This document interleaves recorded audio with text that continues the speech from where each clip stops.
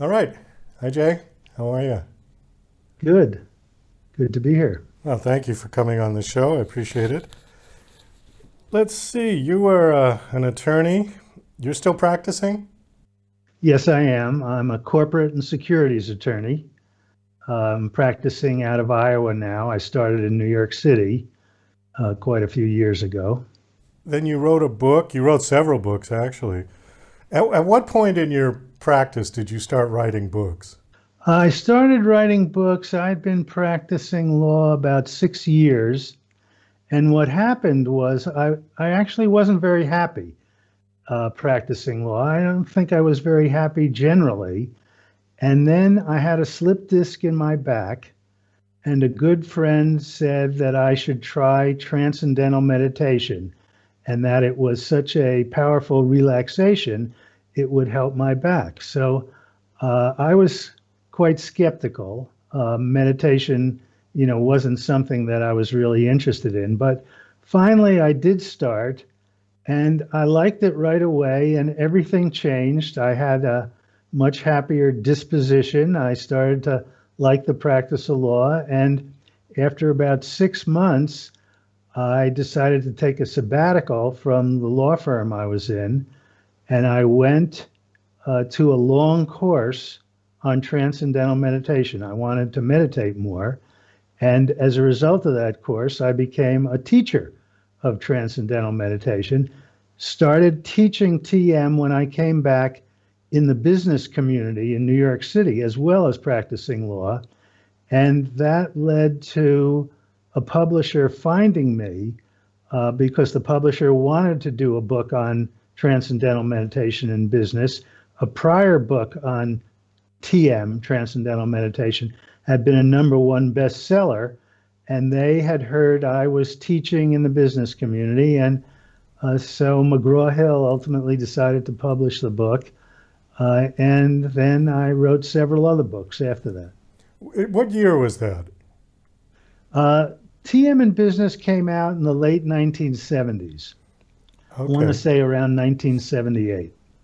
Okay. Because I was just thinking about TM was very popularized in the 60s, the late 60s by the Beatles and the Beach Boys.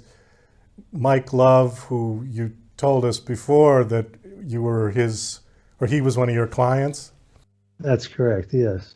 So, yeah, it was interesting actually that after I wrote TM in Business, I started getting most of my clients from people who were meditators and who wanted a meditator to represent them. So gradually I grew my practice that way. And now that's pretty much exclusively my practice is that I do corporate work for businesses where typically the owner of the business is a meditator. Can you tell by looking at somebody or by meeting somebody if they meditate or not? Is there some kind of an aura that the people who meditate give off, for lack of a better word? Not really, but you will see that they're generally happier people. They're not grumpy. I mean, this technique works and it can be very dramatic. And you will find, if you get to know the people, that they're generally into a healthier lifestyle and they're very positive people, not negative. But people from all walks of life practice TM, and especially now you're hearing about a lot of very creative people: Tom Hanks, Hugh Jackman, Katy Perry, Russell Brand, Martin Scorsese, uh, just on and on. Many people in the sporting world. You have quite a few people also.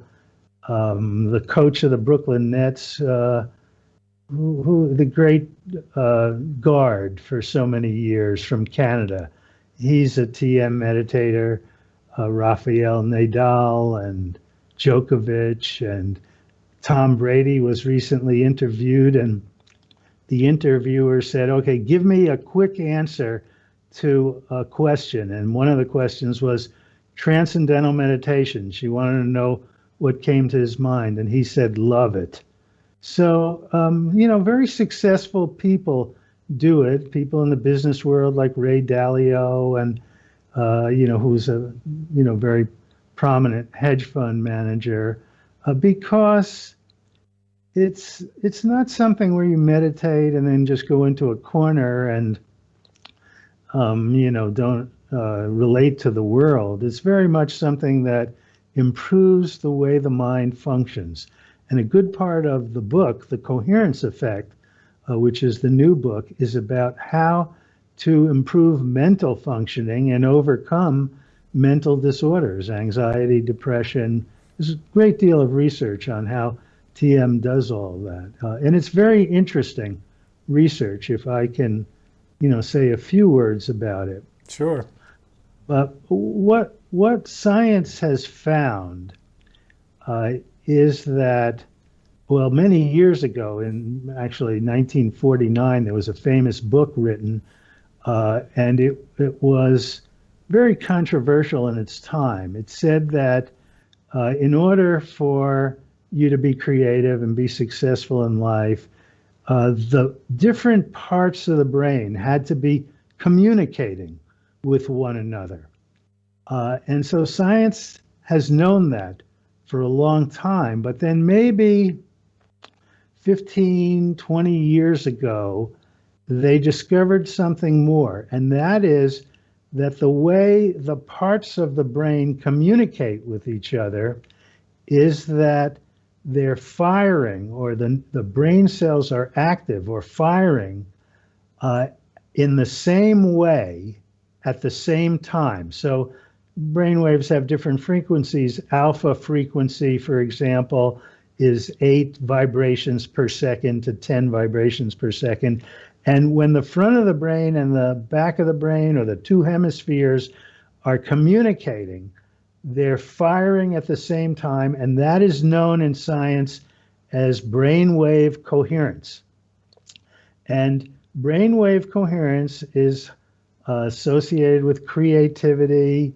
It's associated with mental performance of all kinds, memory, short-term memory, long-term memory. And the reason why you need the different parts of the brain communicating is because success requires the different parts of the brain to work together. So if the brain isn't coherent, the brain waves aren't coherent, then you see shapes out there, but you don't recognize that they're people, or you see letters and you don't recognize their words. So that's a very serious lack of brain order or brain synchrony. And when you have the brain in sync, then all of the different parts, the part responsible for creativity, for moral reasoning, for memory, for recall, for learning, they're all contributing to problem solving. And so when you see a person, for example, I see lawyers in court sometimes, and the judge asks them a question, and immediately they have a creative response. They think of an analogy that has a great effect on the case. And the people who have those kinds of brains, who have those kinds of minds, they have coherent brains, coherent brainwaves. That's the difference between high performance and mediocre performance. And it's also because the brain is the control center for the body. When the brain is coherent, the body is coherent, and you have a situation where numerous disorders. I mean, what is a disorder in the body? It's a disease that has become, pronounced, and it's some lack of order. That's why we call it a disorder. And the remedy for that is to order the body and the brain. So that is the importance of TM. And it's what distinguishes Transcendental Meditation from other techniques.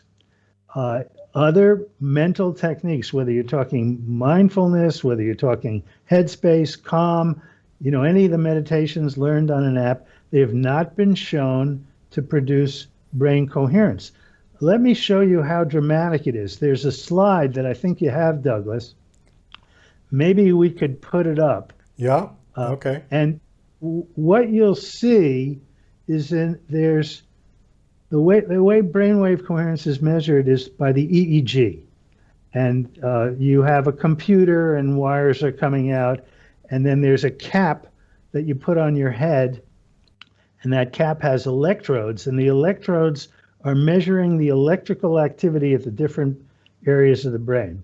And if that chart is up, you can see where there are mountains or peaks, the little white mountains.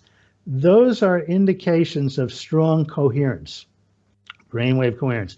And you see in sleep on the left that there is not much coherence, despite the fact that the body is resting, but we lose consciousness, and that prevents the brain from being coherent the way it is, even in activity.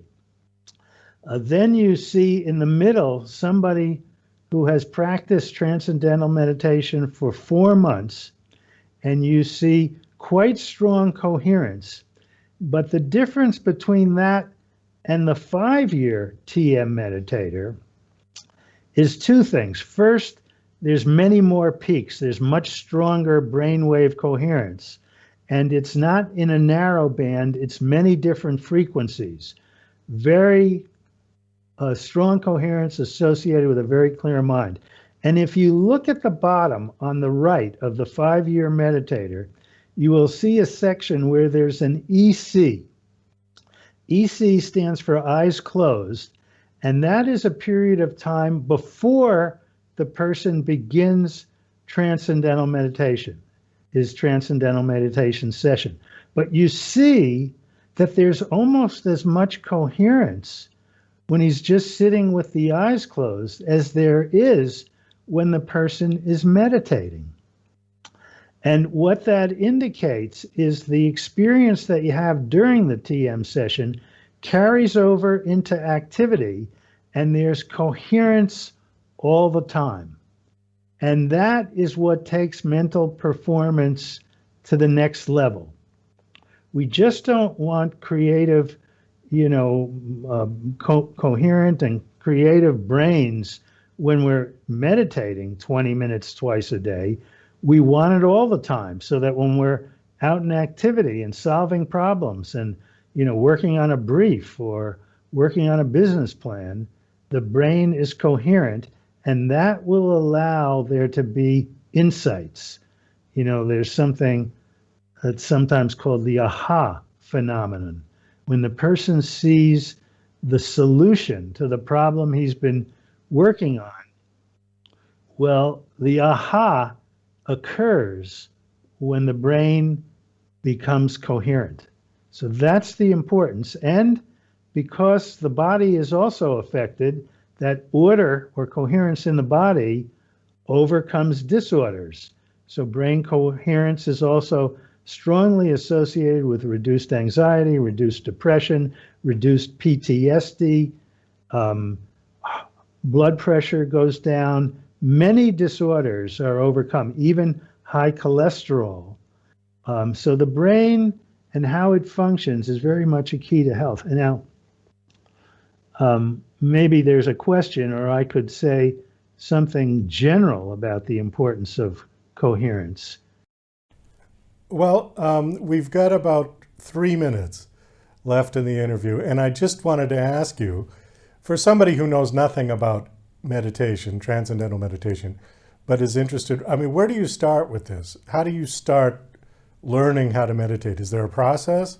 Oh, yes. Yeah. It's not something, it's something that has always been taught one-to-one.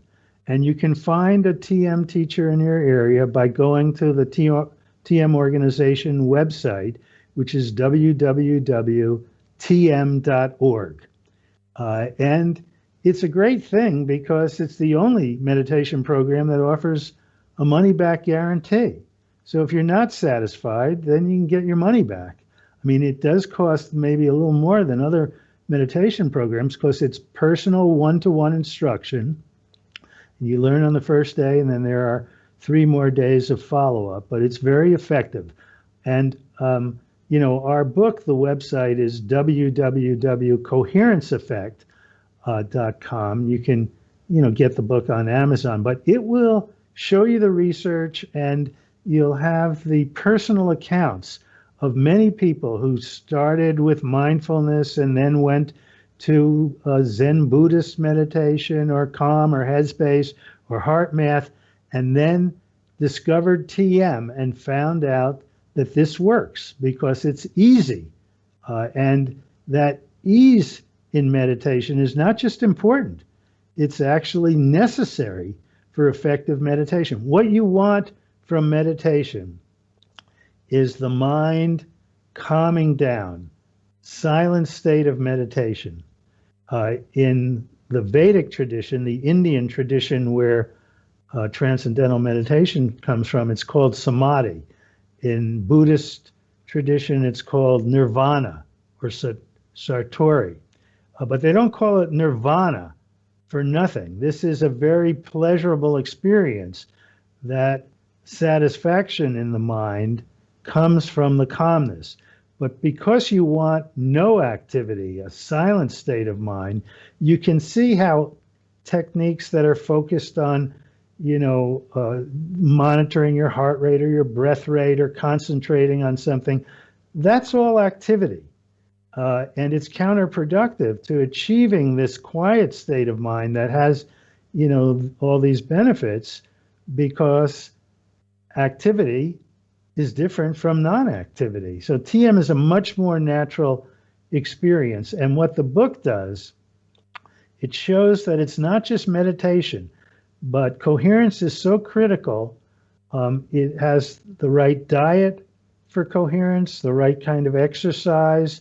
And interestingly, these techniques for coherence that are in the book turn out to be the daily health routine that has been practiced for centuries by great yogis and sages. They understood not only how to create coherence in the mind, but coherence in the body. Yogis are very concerned with what they eat and purifying the body and purifying the nervous system. And that happens to also be the way to maintain health in the modern world. So in a sense, it's the coherence effect, but what that effect is from the daily lifestyle that great yogis and sages have followed, but adapted for the modern world. And we, describe that lifestyle in detail: when to rise in the morning, when to have your main meal, when to go to bed at night, when to really do everything, and the right kind of diet for each particular body type. We do have to wrap this up. Unfortunately, we are out of time. Thank you so much for coming on the show. And again, your website is coherenceeffect.com, not the Coherence Effect, just www.coherenceeffect.com. Jay, thanks so much for coming on the show.